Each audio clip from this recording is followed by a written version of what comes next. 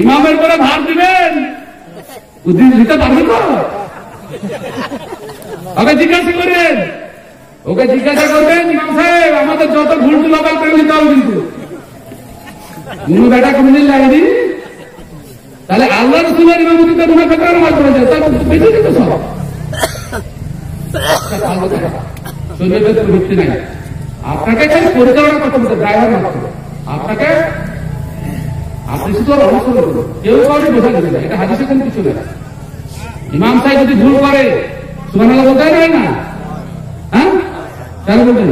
আপনাকে ভাব দিয়ে দিতে যা কথা বলবো, ইমামের ভুলটা গ্রান্টেড নয়, আর আপনাকে ঘটনা দিতে হচ্ছে, তার মানে আপনার স্বাধীনতা আছে আছে না নাই? আর যখন নাজবাড়ি সকালে আসলে নামাজ পড়াচ্ছিলেন, তো জলসা ইস্তেহার একটু বেশি বসে গেছে, পাশে লোক ভাবছে যে ভুলে গেছে, বুঝে না সুবহানাল্লাহ গেছে। ইমামকে দায়িত্ব দিয়েছেন যে আবার অত করে মাথা কথা যা করবে গেল না। ইমাম আপনাকে প্রত্যেক ব্যক্তিকে আমাদের সবকিছু করতে হবে, শুধুই পরিচালনা করতে হবে। স্ত্রী স্বামীর কথায় অবাধ্য হয়ে হানাফি মাযহাবকে নামাজ পড়ে সেই কিছু জানতে চাই। দেখেন, আপনি যদি হানাফির দিকে বিয়ে করেন তো হানাফি নামাজ পড়বে, আপনি মাথায় রাখেন। আপনি তাকে প্রমাণ করেন যে তোমার সালাত হাদিস অনুযায়ী ঠিক নয়, আপনি এভাবে ব্যবহার করতে পারেন, চার কিছু করতে পারবেন না। ওকে বই পড়ান, ওকে বুঝান, ওকে সবকিছু করেন, দলিল দেন, ওকে সুযোগ দেন আপনাকে সমর্থন করা। ইনশাআল্লাহ আজিজ সে না বুঝে আপনার বিরোধিতা করবে, বুঝে আপনার বিরোধিতা করে এমন পাবেন। হ্যাঁ, আর মেয়ে ছেলেরা স্বামীদের পুরুষদের থেকে মেয়ে ছেলেরা অনেক বেশি এই ব্যাপারে মানে অগ্রসর, তারপরে বুঝতে চাই। সেই জন্য আপনার স্ত্রী যদি আপনি হানাফি বিয়ে করেছেন, তাকে চট করে সঙ্গে কথা বলবেন না, বোঝার সুযোগ দেন। না না, মেয়ে ছেলেদের নামাজ এক, এ ব্যাপারে কোনো দলিল নাই। যারা বলে যে আলাদা আলাদা, তারা বেদলিল কথা বলবে। এই মজলিসে ও সমাধান করা সম্ভব নয়, দলিল দেওয়া সম্ভব। মেয়ে এবং ছেলেদের নামাজের মধ্যে কোনো পার্থক্য নেই। পার্থক্য এতটুকুই যে মেয়ে ছেলেরা জোরে রোধ করতে পারবে না, যদি জামাতে থাকে সুবহানাল্লাহ জোরে বলতে পারবে না, পর্দা পুরুষের সাথে থাকতে হবে, এটাই হলো পার্থক্য। আর পোশাকটা পুরুষের পোশাক থেকে ভিন্ন, পায়ে কাটা পর্যন্ত থাকতে হবে। বাকি রুকু সিজদা কেরাত এ ব্যাপারে কোনো পার্থক্য নেই। আর মহিলাদের আমাদের আর একটা পার্থক্য হচ্ছে যে মহিলারা যদি মহিলারা মধ্যে করে তাহলে পুরুষদের মতন আগে দাঁড়াবে না, মহিলা কাছাকে মাঝখানে দাঁড়াবে। এই কতগুলো পার্থক্য হাদিসে যে স্পষ্ট যে নামাজের শুরু থেকে শেষ পর্যন্ত এটা হয়ে গেছে। তাহলে সে একটু বলেছে কৃষি ভিত্তিক কোন লোন নেওয়া যাবে কি? যদি সুদ থাকে নেওয়া যাবে না, এলআইসি করা যাবে না, সব হারাম। কারণ এলআইসি করার অর্থ সরকার যদি কোন বিমা করে, বিমা খাত দুটো ক্ষেত্রে যায়। সরকার নাগরিকদের জন্য পয়সা দিয়ে বিমা করছে বা নাম নথিভুক্ত করছে যে তার দুর্ঘটনায় টাকা দেবে, তাহলে যায়। আর আপনার কাছে যদি প্রিমিয়াম জমা নেয়, অ্যাডভান্স নেয়, তাহলে এটা সুদে পরিণত হবে, হারাম, নেওয়া যাবে। সরকার যদি দেয়, সরকার অনেকে বলছেন যে আমার দুর্ঘটনা জড়িত বিমা, অর্থাৎ সরকার নাম নথিভুক্ত করলো যে আমার এই নাগরিক, আমাকে কোনো পয়সা দিতে হবে না, এটা যায়, কোনো অসুবিধা নেই।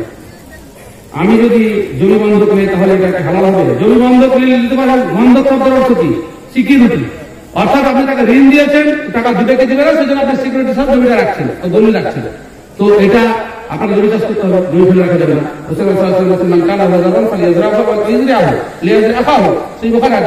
জমি যার থাকবে তাই নিজে চাষ করবে, কোনো অন্যকে চাষ করবে, জমি প্রতি রাখা যাবে না। কারণ তোর ফসল উৎপাদনের জন্য জমি তৈরি করেছে, প্রতি রাখতে পারেন না। আর আপনি যদি নিজে চাষ করেন তো চাষের খরচটুকু পাবেন, আর যা লাভ হবে জমির মালিককে দিতে হবে, তবে হালাল হবে।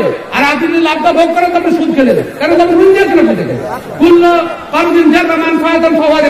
প্রত্যেক এই লোন যাতে লাভ চলে আসে সেটাই সুদ, অথবা এটা হারাম। এ ব্যাপারে বিজ্ঞ আলেমদের কারো দ্বিমত নাই। আমাদের দেশে যে সমস্ত আলেমরা একটা গাইডের ব্যাপারটা নিয়ে যতটা খরচ ভুগতান করবো এটাকে নিয়ে এসে বলতে খেতে পারবো না। আপনাকে যতটা আপনি খরচ করছেন, 10,000 টাকা খরচ হয়েছে, 10,000 টাকা ঠিক হয়ে যাবে। 10,000 12,000 এক্সট্রা হয়েছে লাভ, সেটা জমি মালিককে ফেরত দিতে হবে। তবে জমি বন্ধ বিভিন্ন দলের না হারাতে হবে। যে কোনো পাখি জাতি ও প্রাণী, হাঁস বা মুরগি কিভাবে জবাই করবো? কোনো হাঁস মুরগি জবাই করে শিখেছে একাই জবাই করতে পারেন। জবাই করতে করতে মাথার দিকে কেটে যায়, কোনো অসুবিধা নেই। ওটাই হচ্ছে প্রশ্ন। একা কিবলা মুখ হতে বললে ভালো, কিবলা না হওয়ার কোনো অসুবিধা নেই, শর্ত না। কিবলা মুখ হলে এখন দিলে ভালো, আর না হলে বিসমিল্লাহ আল্লাহ, শুধু বিসমিল্লাহ আল্লাহু আকবার, বিসমিল্লাহির রহমানির রহিম বলবেন না। হাদিসে যেটা আছে বিসমিল্লাহ আল্লাহু আকবার, যেটা আছে সেটাই বলবেন। হ্যাঁ, আর মহিলারাও জমা করতে পারে, ছেলে ছেলে জমা করতে কোনো শর্ত নাই। মেয়ে ছেলেরা যদি নাসিক অবস্থায় থাকে তাও জমা করতে পারে, মেন্সের অবস্থায় থাকে তাও জবাই করতে পারে। গরু জবাই করার জন্য মেন্সে পবিত্র হওয়ার কোনো শর্ত নাই। মেয়েদেরকে জবাই করতে নামাজ পড়তে হয়, সাহাবের মেয়ে জবাই করেছেন, একাই জবাই করতে পারে, দরকার হলে সাহায্য করতে পারে, কোনো সমস্যা নেই। মহিলারা ফরজ নামাজ একাবার দিয়ে চালু করবে না দিনে দেখেন, ফরজ নামাজ নারী বিশেষে জবাই বিতর্ক থাকলেও আপনি বিনা আয়াতে যদি পড়েন কোনো সমস্যা নেই, তবে একাবার জবাই করতে হবে। কেননা সুন্নাত এবং ফরজের মধ্যে একামত থেকে পার্থক্য থাকে।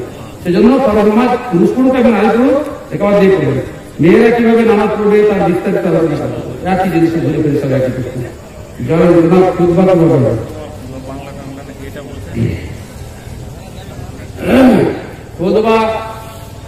খুতবা শব্দের আবিদের কথা। খুতবার অর্থ হচ্ছে সম্বোধন করা, খুতবার অর্থ হচ্ছে সম্বোধন করা।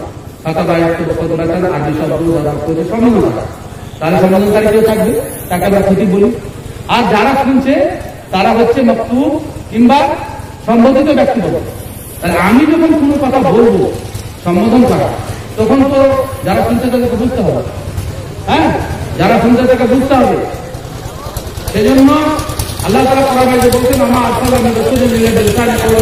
আমি যত রসুলকে পাঠিয়েছি সেই এলাকার ভাষাভাষীকে পাঠিয়েছি। এখন কথা হলো যে আল্লাহ রাসূল সাল্লাল্লাহু আলাইহি ওয়াসাল্লামকে আল্লাহ তাআলা সৌদি আরবে পাঠিয়েছেন, আরবি ভাষায় কথা বলতে বলেছেন এবং তিনি আরবিতে খুতবা দিয়েছিলেন।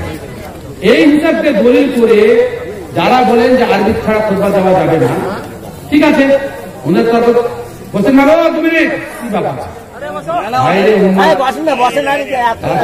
শেষটা করতে দেন।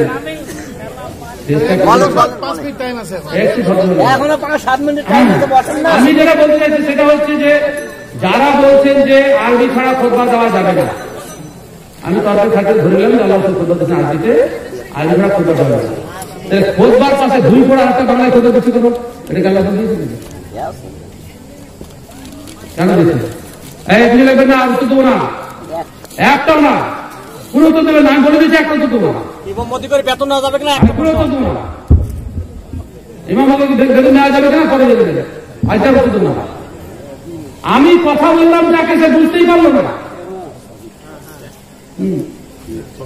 আর আমি কোরআন হাদিসের কথা আরবিতে পড়ে ব্যাখ্যা করছি। এটা তো আল্লাহ তাআলা নিজেই বলছেন যে তাদের কাছে মানুষ তাদের কাছে বলতে হলে আপনি তাদেরকে ব্যাখ্যা করে বলবে। হ্যাঁ, সেজন্য সারা বিশ্বে মানে এমনকি হানাফি আলেম পর্যন্ত এদের ফতোয়া আছে যে নিজের ভাষায়। আপনি ইমাম হানিফার হিদায়াত হলেন, উদুরি খোলেন, সারাবেকা খোলেন, তারা পরিষ্কার বলছেন যে আল্লাহ আকবার বলার পরে যদি আল্লাহ বুজুর্গ তারাস বলে তাও হয়ে যাবে, মানে আল্লাহ আকবার না বলে আমরা বলছি আল্লাহ বুজুর্গ তারাস। তাহলে নামাজটাই যদি হয় যে আল্লাহ আকবার বাধ্যতা বলো, সেখানে নামাজটাই যদি আল্লাহ আকবরের পরিবর্তে আল্লাহ মহান বলে যে আল্লাহ মহান, মহানের ফতোয়া আপনি দেখে নেবেন, পরিষ্কার বলছে আল্লাহ বদলে আল্লাহ আকবরের বদলে আল্লাহ বুজুর্গ তারাস, মানে ওর মনে হচ্ছে আল্লাহ মহান। এটা যদি বলে তাহলে গায়ে যাচ্ছে। আসল কথা হচ্ছে যে খোদবার উদ্দেশ্য যেখানে ব্যাহত হচ্ছে সেখানে আমি আরবিতে খোদবাতে কি বুঝি, কোন পাল্লাই করবো।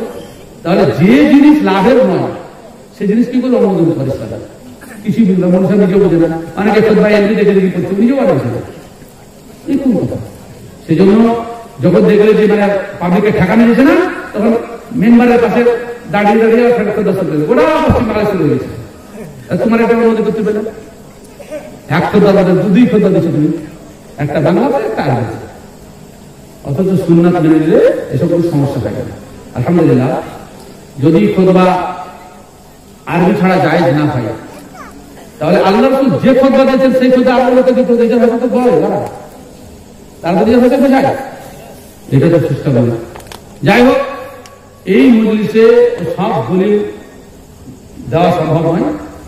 আপনারা যারা এ ব্যাপারে জানতে ইচ্ছুক তারা আপনার রীতিমতো সরবরাহ পত্রিকা যিনি আমাদের মুফতি সাহেব যারা সানাবিলি আছে ওনার হোয়াটসঅ্যাপে কিংবা আমাদের পত্রিকা দপ্তরে আপনারা বাংলায় খুতবা দেওয়া যায় কিনা এটাকে প্রশ্ন পাঠাবেন, ডিটেলস পেয়ে যাবেন ইনশাআল্লাহ দলিল সহ।